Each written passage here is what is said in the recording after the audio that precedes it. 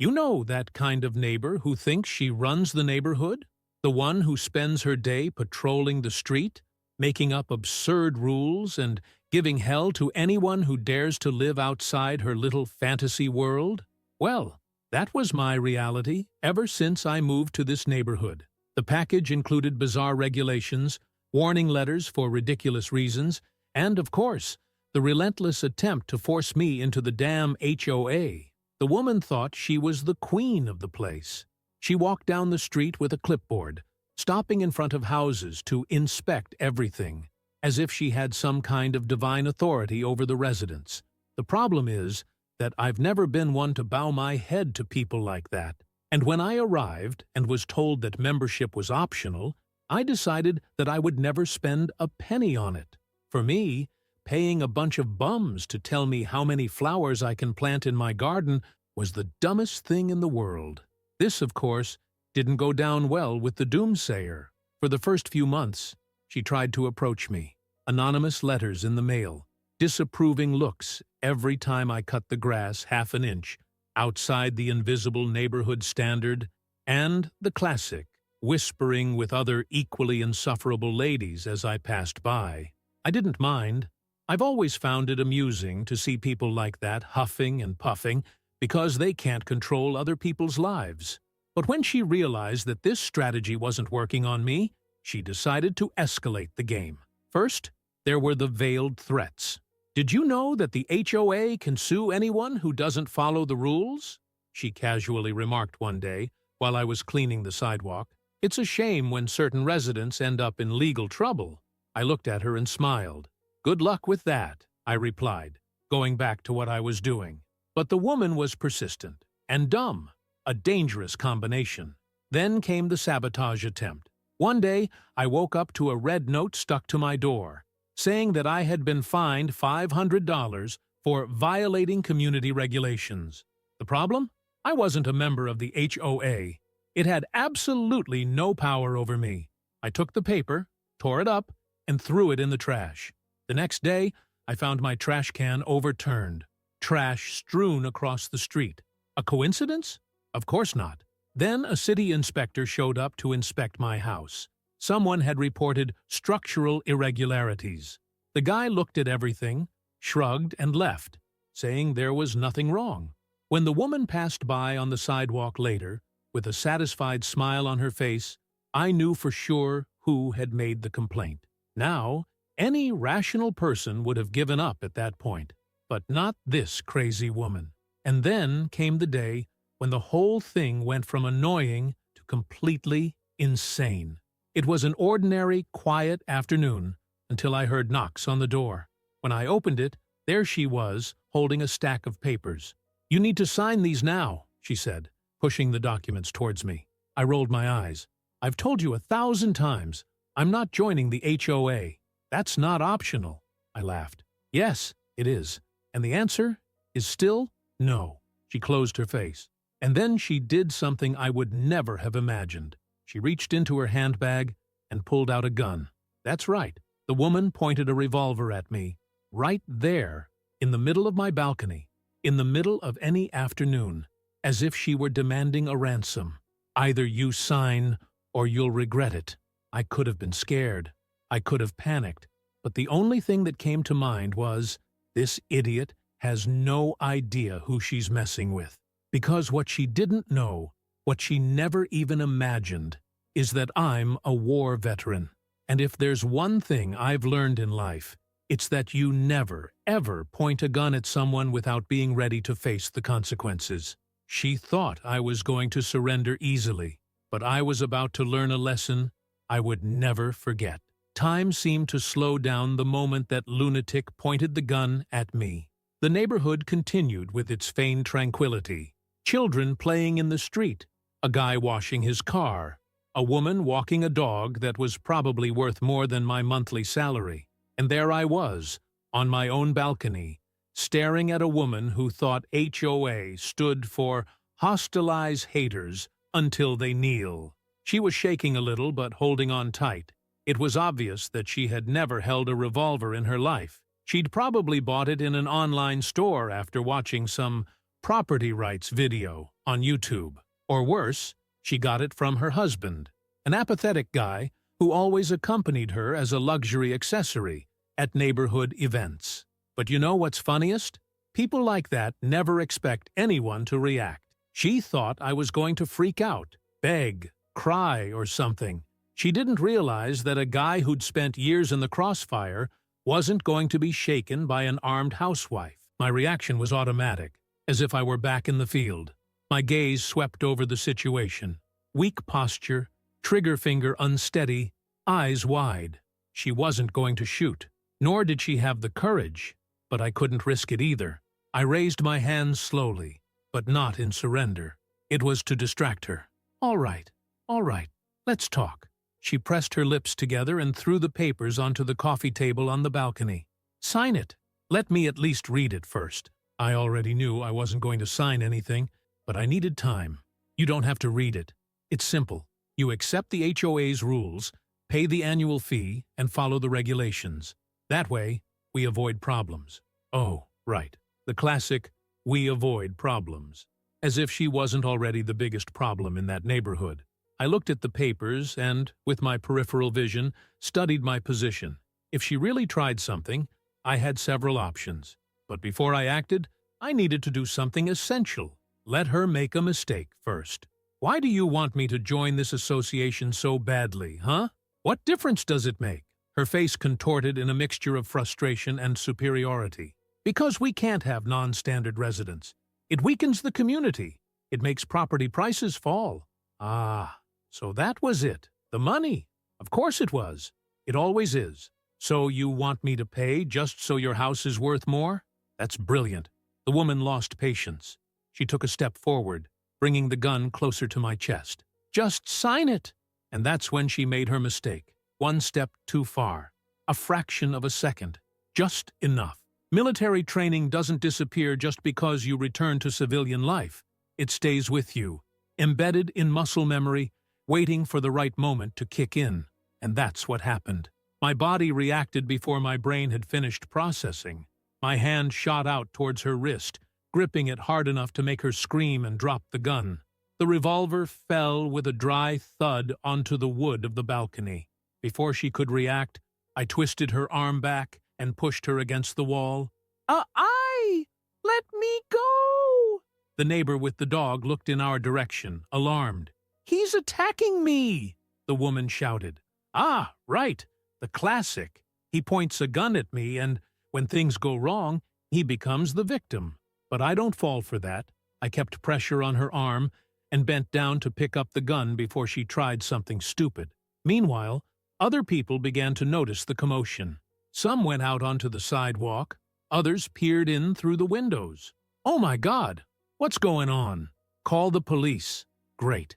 Exactly what I wanted. I let go of the woman, who stumbled away, massaging her wrist as if she'd been the victim of a war crime. You'll regret this.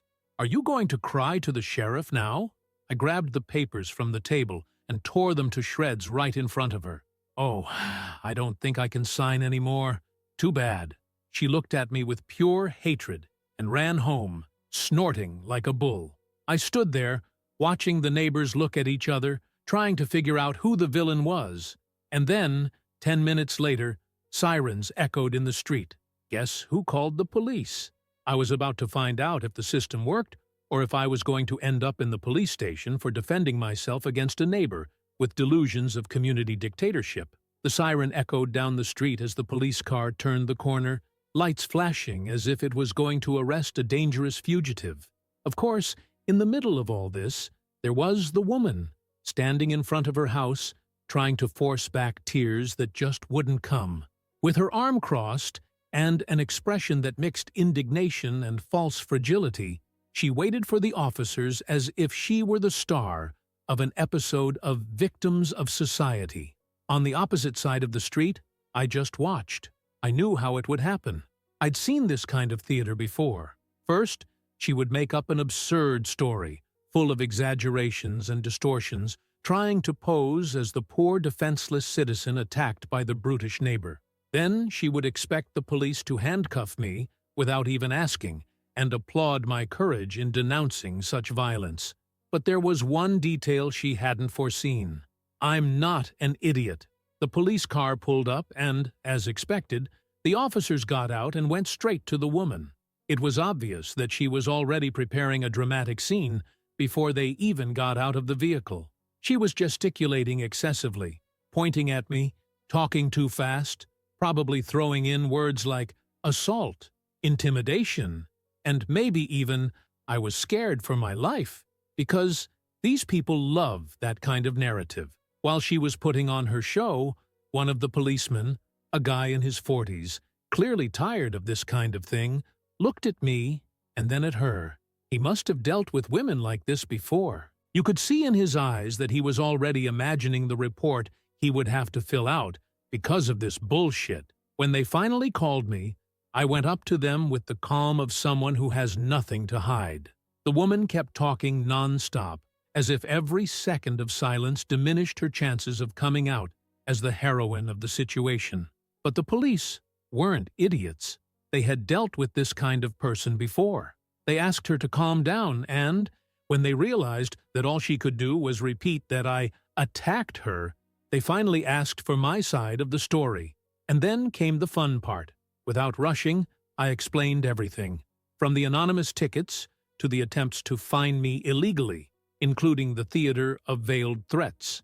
I told how she came to my house, forced me to sign a contract with no legal value, and when she didn't get what she wanted, she pulled out a gun and tried to intimidate me. At that moment, the policeman's expression changed. That's because, unlike her, I had proof. I presented my cell phone, showing the recordings from the security camera on my balcony, and there it was, the crystal-clear image of the woman pulling a revolver out of her handbag and pointing it at me. The police officer's reaction was almost comical.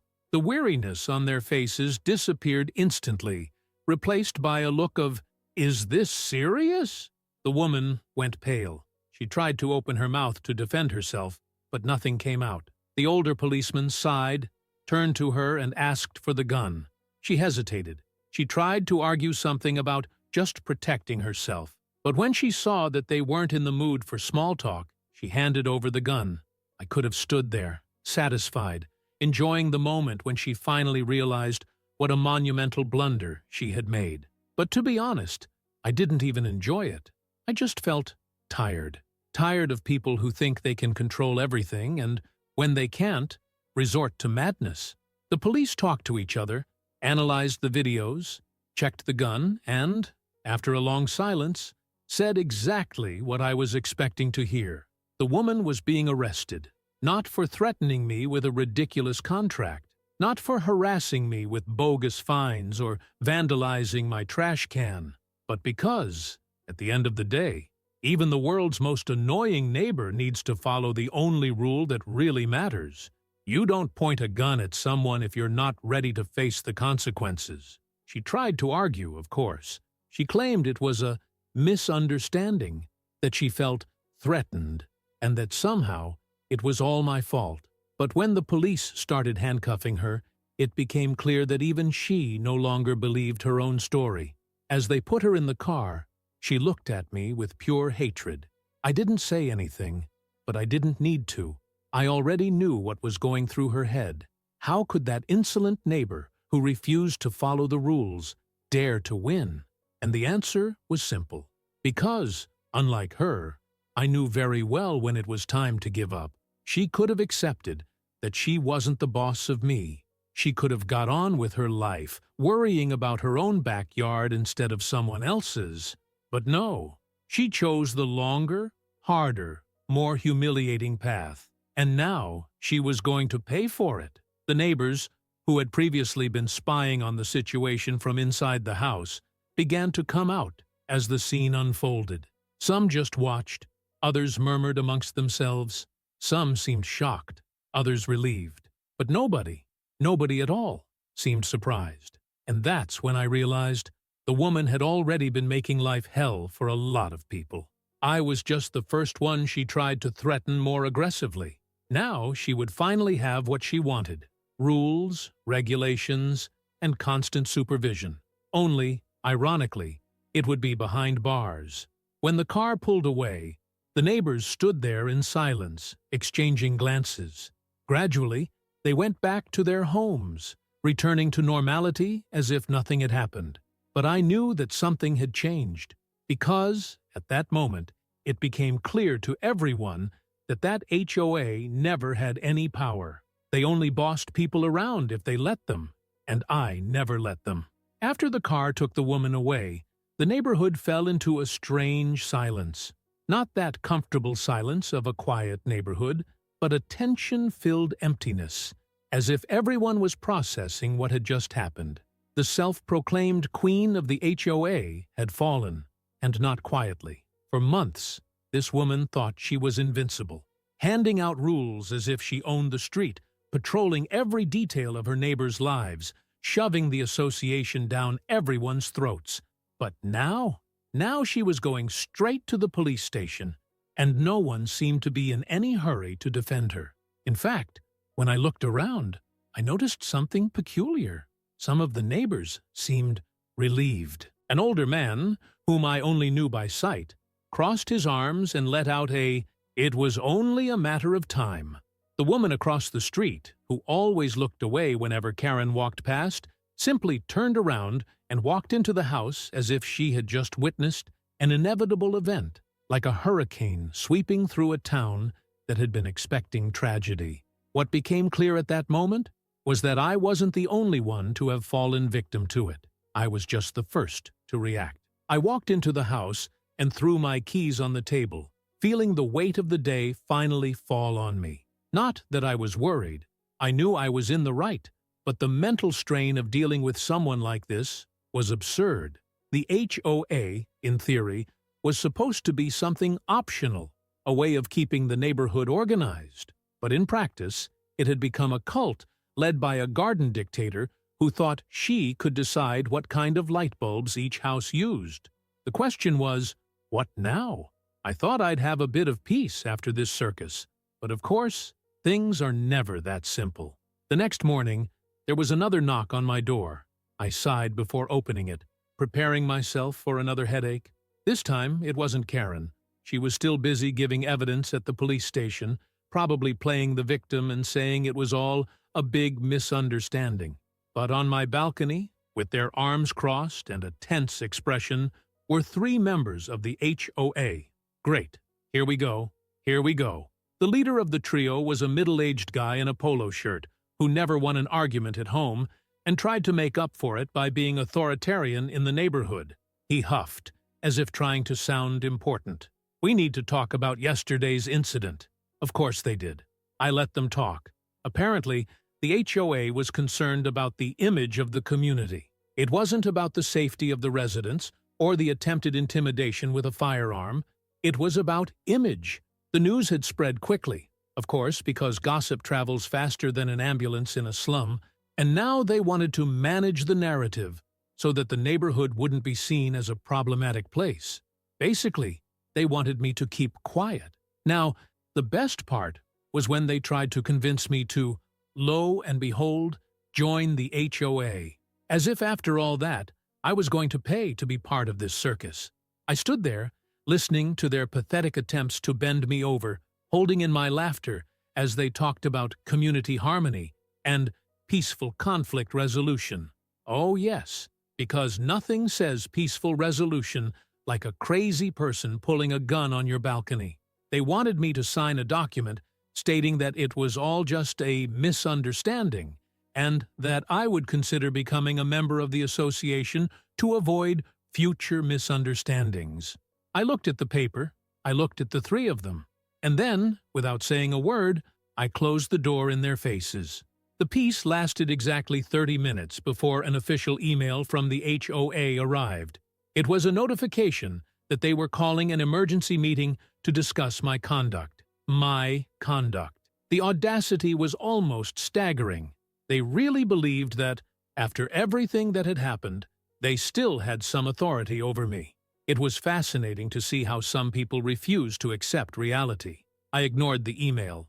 If they wanted to talk, let them go to the police. Speaking of the police, a few hours later I received a call from the local sheriff. The woman had been formally charged with threatening with a firearm and illegal possession since, surprise, the gun wasn't even registered in her name. Now she was facing a nice lawsuit, and the HOA, instead of cutting ties and admitting that they had let a crazy woman lead them for too long, were trying to hush up the case. But the best was yet to come. Over the next few days, the domino effect began. With the woman gone, the neighbors finally had the courage to speak out. Complaints began to pour in. Old complaints about the abuse of power, embezzlement of money from the association, fees invented to benefit a small group. The house of cards was crumbling. And then, the final blow. News of the incident reached the local media.